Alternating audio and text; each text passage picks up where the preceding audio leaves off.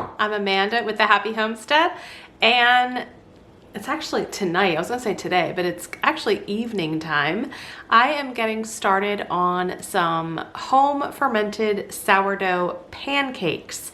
Now, there's a couple of reasons why I wanted to do this and film this with you. And number one, it is just super easy.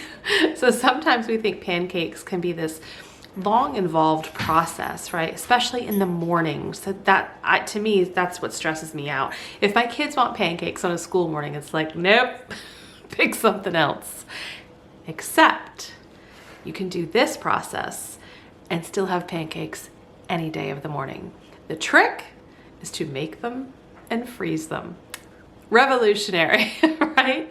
But it works. So I will often make a big batch of either sourdough waffles or sourdough pancakes, make them on a morning where I know I'm home, I have some time, and then freeze them, put them in some freezer bags, Ziploc bags, and then have them every morning whenever the kids ask.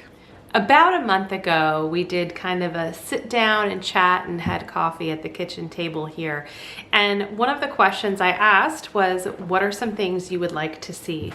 Well, I have read through the comments, and a lot of the comments I plan on getting to, but as you know, I can't get to all of them at once. We've got to pace ourselves and work through it. But one of the items that I heard most is quick dinners, quick meal ideas. What do you do when you've got nothing ready, nothing thawed, nothing pulled out? What do you do? And I think that is so important to touch on and to see if I can offer any help with what we do here.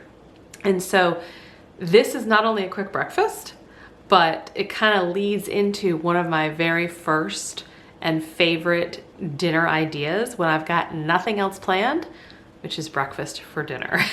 All right, so let's get started on these pancakes. This is a King Arthur baking recipe. So I will link it down below. I'll write it out down below if I have the room. But basically, we're going to use 2 cups, approximately 240 grams of flour. Now, I milled out spelt flour. You can absolutely use all-purpose flour if you have that. We're going to be using 2 cups buttermilk. You can also use kefir. If you don't have kefir or buttermilk, you can just use milk. And we're going to use a little bit of sugar just to help feed those yeast, and some sourdough discard. What's so great is that you just put these ingredients together, let it sit on the counter all night.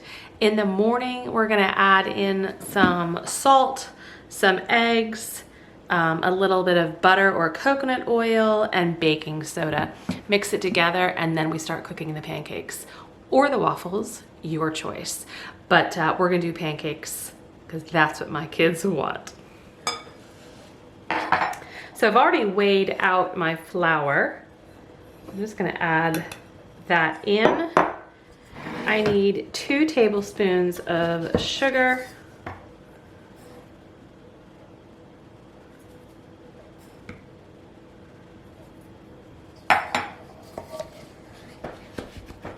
we're gonna do 2 cups of buttermilk, which is approximately 454 grams.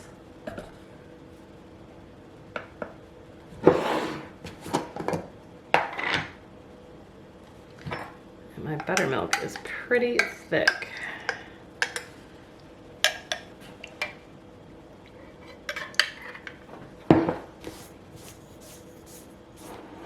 And 1 cup or 227 grams of sourdough discard. Now, I do weigh everything when it comes to sourdough and baking.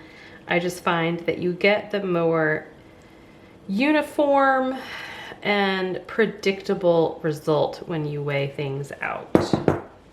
Okay, and now all we're gonna do is mix this up.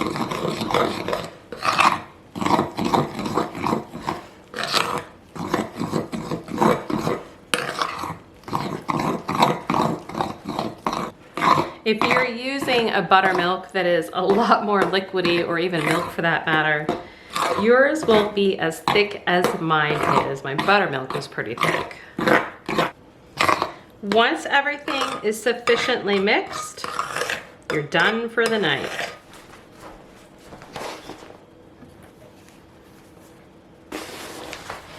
I'll see you in the morning. Good morning. We are back. It is a beautiful Sunday morning. It's 7 a.m. Our batter has been sitting for roughly 12 hours. So we're gonna add a few ingredients, get it on the stove and start cooking. I do have 2 cookie sheets lined with parchment paper, one here, one over near the stove, because when I cook my pancakes, right, I'm making big batches. There's always more than we really need, and that's the whole point of why I'm doing this. I will then put the cooked pancake on the cookie sheet, right, and fill up as many as I can without them overlapping very much, and certainly not stacking them unless you put another level of parchment paper sheet between them. If you were to just stack your pancakes, throw them in the freezer, or even put them in a Ziploc bag on top of each other and in the freezer, they are all going to freeze together in one big mass, and it's going to make a mess for when you try to use one, and you'll get so frustrated. So that is why I put them on the parchment sheet, barely overlap them, never stack them unless there's a paper in between. And once they're fully frozen, I then put them in a freezer bag, and you can pull them out as needed. It's time to make some pancakes. First thing I'm gonna do is spoon out about a 1/4 cup of coconut oil. You do want to add some sort of fat to your pancakes. It just helps them cook that much better, and it gives a better texture. Now I'm using coconut oil. You can absolutely use butter. That would be the other thing I'd recommend. I'm gonna get this in the microwave and melt this. While that's melting, let's take a look at our batter. We're gonna add 2 eggs.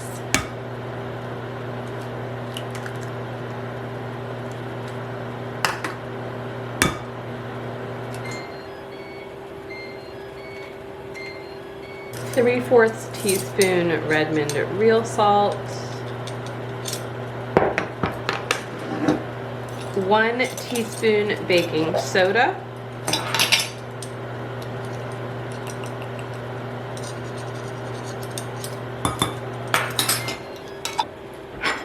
I'm going to mix this in before I add the oil. Add our oil in.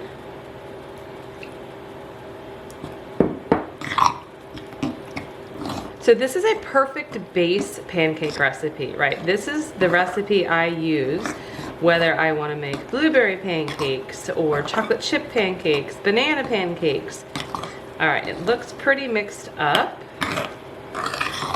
Let's go heat up our pans on the stove. So I have 2 cast iron pans here on the stove. I'm gonna put a little bit of coconut oil in each of them, and I'm gonna cook my pancakes basically 2 at a time, 2 pans at a time. Medium high heat. I have it around a 6 or a 7. A little bit of coconut oil, get that all melted through. So this one's got some good bubbles forming. I just wanna see some more bubbles right here before I flip. It's got that beautiful golden color.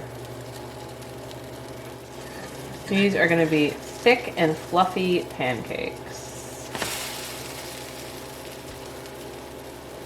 I'm just going to get the rest of this batter cooked and put my pancakes on the parchment-lined cookie sheet once they're done.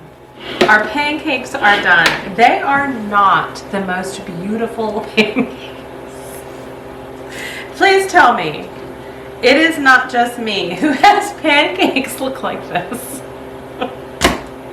Please tell me it's not just me, but they're delicious nonetheless.